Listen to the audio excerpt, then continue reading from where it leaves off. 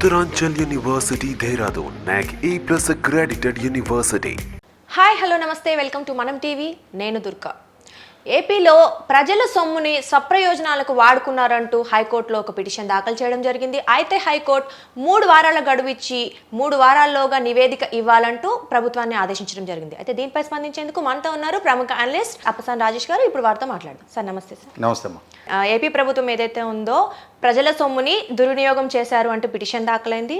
High court కూడా 3 వారాల గడువు ఇచ్చి నివేదిక ఇవ్వాలని కోరారు. అలాగే జగతి పబ్లికేషన్స్, ఇందిరా ఏపీ ప్రభుత్వంపై and Jagati publications and Indira television పై కూడా నోటీసులు జారీ చేయడం జరిగింది. ఏంటి సార్ అసలు ఏం జరిగింది?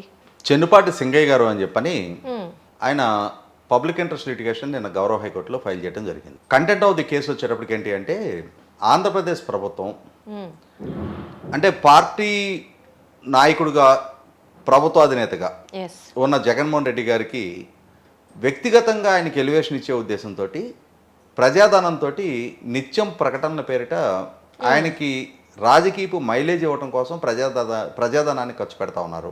అసందర్భంగా ప్రకటనలు ఇస్తూ ఉన్నారు. అదే సందర్భంలో ఆ ప్రకటనల ఔచిత్యాన్ని కూడా నిన్న ప్రశ్నించడం జరిగింది. ఎందుకు అనంటే, నిన్న ఏదైతే సింగయ్య గారు ప్రస్తావించారో ఇదే అంశాన్ని నేను చాలా సందర్భాల్లో చాలా వేదికల మీద నుంచి కూడా నేను ప్రస్తావించడం జరిగింది.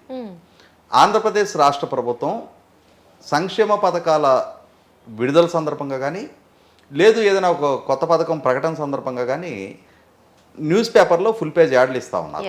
ఏ ప్రభుత్వం అయినా సరే తను ప్రజలకి సంక్షేమం కోసం చేసే కార్యక్రమాన్ని ప్రచారం చేసుకోవడానికి ఎవరో తప్పుపడరు. కాకపోతే ఇక్కడ వచ్చేప్పటికి జరుగుతున్నది ఏంటి అంటే, వైసీపీ పార్టీ తన పార్టీ ఫండ్ నుంచి రాజకీయపరమైన ప్రకటనలు ఇచ్చుకుంటే ఎవరు ఆక్షేపించరు.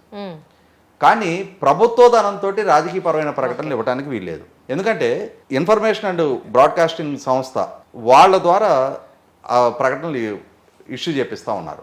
INPR information and public relations department వాళ్ళ ద్వారా ప్రకటనలు ఇస్తూ ఉన్నారు. అంటే ప్రభుత్వ అధికారులు ఒక ప్రభుత్వపరమైన అధికారిక ప్రకటన ఇచ్చే సందర్భంగా రాజకీయాలకు ఆస్కారం లేని ప్రకటన ఇవ్వాలి. ఈ సంక్షేమ పథకాన్ని లబ్ధిదారులకు విడుదల చేస్తూ ఉన్నాం, ముఖ్యమంత్రి గారు పలానా సందర్భంలో పలానా చోట నుంచి ఈ సంక్షేమ పథకాన్ని విడుదల చేస్తారు, దీని ద్వారా ఇంతమందికి లబ్ధి చేకూరుతుంది అని చెప్పని ప్రకటన అంతవరకు పరిమితం అవ్వాలి. కానీ ఏం చేస్తున్నారు, గత ప్రభుత్వ హయాంలో అని చెప్పని దాన్ని పోల్చి చూపిస్తా ఒక ఎల్లో కలర్ టేబుల్ వేసి అప్పుడు అట్లా జరిగింది, ఇప్పుడు ఇట్లా జరిగింది అని చెప్పని ఆ ప్రభుత్వాన్ని ఆ పాలనని అవమానపరుస్తా అసత్యాలతో కూడిన ప్రకటనలు ఇస్తూ ఉన్నారు. నేను ఎందుకు అసత్యాలతో కూడిన ప్రకటనలు అంటున్నానంటే, నేను నిర్దిష్ట సమాచారంతో చాలా సందర్భాల్లో చాలా వీడియోల్లోనూ అలాగే లైవ్ ప్రసారాల్లో కూడా నేను దాన్ని ఎత్తి చూపుతూ మాట్లాడటం జరిగింది. రైతులకి మా ప్రభుత్వ హయాంలో రైతు భరోసా విడుదల సందర్భంగా ప్రభుత్వం ఒక ప్రకటన విడుదల చేస్తుంది. ఆ ప్రకటనలో ఈ 3 సంవత్సరాల కాలంలో, ఈ 4 సంవత్సరాల కాలంలో మా పాలనా హయాంలో రైతాంగానికి ఇంత మేలు చేకూర్చాము అని చెప్పని ఒక ప్రకటన విడుదల చేస్తారు. సరే, ప్రకటన విడుదల చేస్తున్నారు.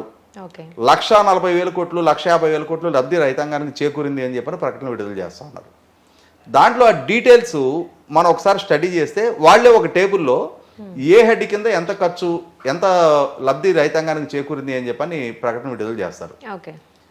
మనం ఒకసారి ఆ డీటెయిల్స్ కనుక మనం స్టడీ చేస్తే మనకు అందులో అర్థమయ్యే అంశం ఏంటి అంటే ఎంత మభ్యపెట్టే సమాచారం అని అంటే, రైతుల దగ్గర ధాన్యం సేకరించి వారికి చేసిన చెల్లింపులు. ఇప్పుడు మీరు నేను ఒక షాప్కి వెళ్ళి ఏదో నాకు వస్తువు కొనుక్కున్నాం, అక్కడ మనం ఆ వస్తువు తీసుకున్నందుకు షాప్ అతనికి దానికి సంబంధించిన నగదు పే చేస్తాం. వస్తువు ఇవ్వటం షాప్ అతను మనకి మెయిల్ చేసినట్ట, లేదు మనం దానికి తగిన ధర చెల్లించడం అతనికి మెయిల్ చేసినట్ట? అదొక వ్యాపార ట్రాన్సాక్షన్ అంతే. అది ఎవరెవరికి లబ్ధి చేకూర్చిన అంశం కాదు. అదే సందర్భంలో ప్రభుత్వం రైతుల దగ్గర ధాన్యం కొని వాళ్ళకి చెల్లింపులు చేసి దాన్ని రైతాంగానికి చేసిన మేలు కింద వాళ్ళు 1,40,000 కోట్ల రూపాయలు రైతాంగానికి మేము ఈ 4 సంవత్సరాల కాలంలో మేలు చేశామని చెప్పుకునే ప్రాసెస్లో దాదాపు 65-70 కోట్ల రూపాయలు ఇవే ఉంటాయి. సొంత ప్రచారానికి అంటే ఎందుకు అట్లా అంటే ఎగ్జాగరేటెడ్ ఫిగర్స్, అవాస్తవాలని ఎందుకు ప్రజల్ని మభ్యపెట్టడానికి ఆ రకంగా ప్రచురించి ప్రజల్ని మభ్యపెట్టే ప్రయత్నం చేయాలి? మీ పాలనా హయాంలో ఏమి నిజమైన లబ్ధి చేకూరిందో మీరు ఇన్పుట్ సబ్సిడీలు ఇచ్చారు, క్రాప్ ఇన్సూరెన్స్లు ఇచ్చారు, లేదు ఎరువుల మీద సబ్సిడీలు ఏమైనా ఇచ్చారు, పురుగు మందుల మీద ఏమైనా సబ్సిడీలు ఇచ్చారు, అటువంటి వాటిని బాహాటంగా ప్రకటన చేసుకోండి. కానీ ఈ అసత్య ప్రచారాలు చేస్తున్నారు కదా, అది కూడా మీ పార్టీ ప్రచారం కాదు, అది ప్రభుత్వ అధికారిక సమాచారం. ప్రభుత్వం తప్పుడు సమాచారం ఎట్లా చేస్తుంది? అది ప్రజలను తప్పుదో పట్టడం కదా.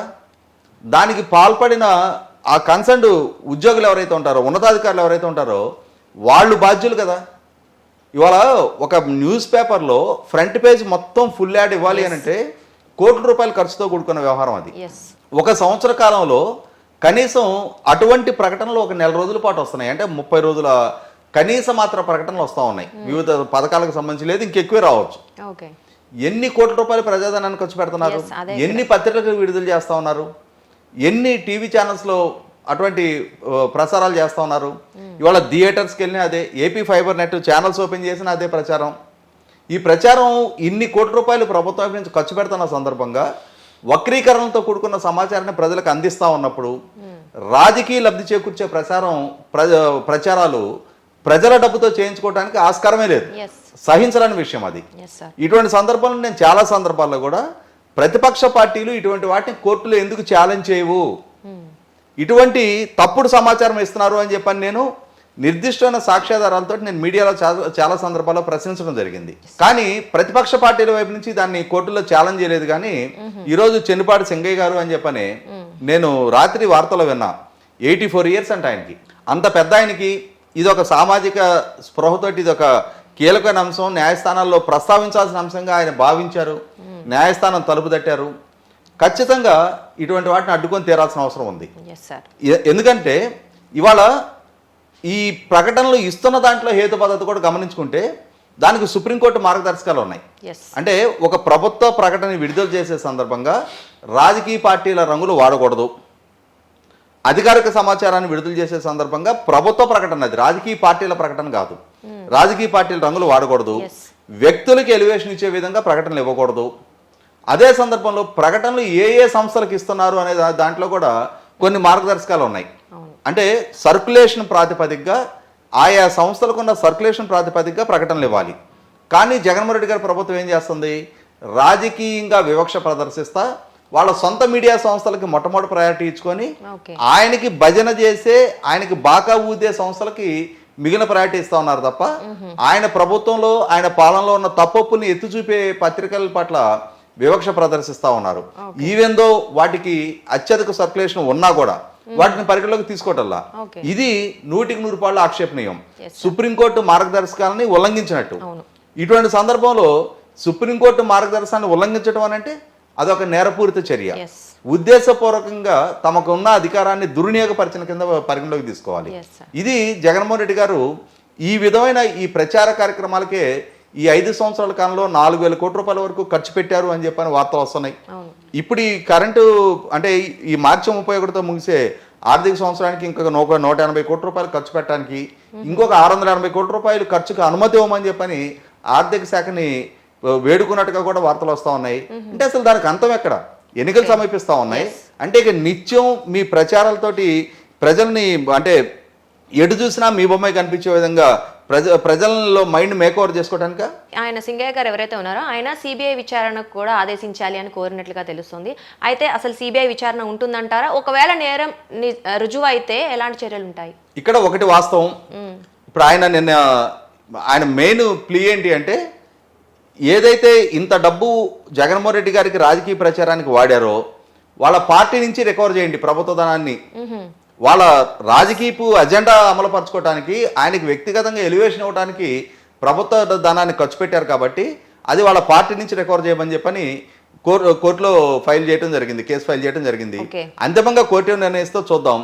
ఇవాళ జగన్మోహన్ రెడ్డి గారు ఈ ప్రచార ఆర్భాటం ఇక్కడతో ముగవట్లా. మీరు గమనించుకుంటే ఎప్పుడో 1998లో ఎన్టీ రామారావు గారి పేరిట హెల్త్ యూనివర్సిటీ ఏర్పాటు చేశారు.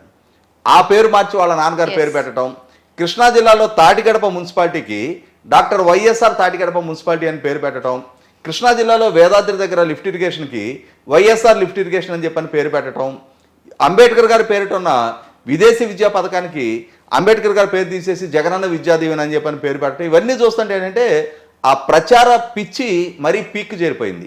ఖచ్చితంగా ఇవాళ ప్రభుత్వ పథకాలకి పేర్లు మార్పు చేసుకోవటమో, సంస్థలకు పేర్లు మార్పు చేసుకోవటం వల్ల ఆర్థికంగా వచ్చే నష్టం లేదు. కానీ ఈ ప్రకటనలు, ఈ ప్రచురణలు, ఈ ప్రసారాల వల్ల ప్రభుత్వ ఖజానాకి కోట్ల రూపాయల నష్టం జరుగుతూ ఉంది. ఇవాళ కోట్ల రూపాయల ప్రజాధనాన్ని దుర్వినియోగపరిచి ఈ రకమైన ఖర్చు మీరు మీ పార్టీ ప్రచారానికి, వ్యక్తిగతమైన మీ ఎలివేషన్కి ఖర్చు పెట్టుకుంటాన్ని ఖచ్చితంగా న్యాయస్థానాలు దాన్ని సహించవు. రేపటి రోజున మీరు అకౌంటబుల్ అయ్యి తీరాల్సిన అవసరం వస్తుంది.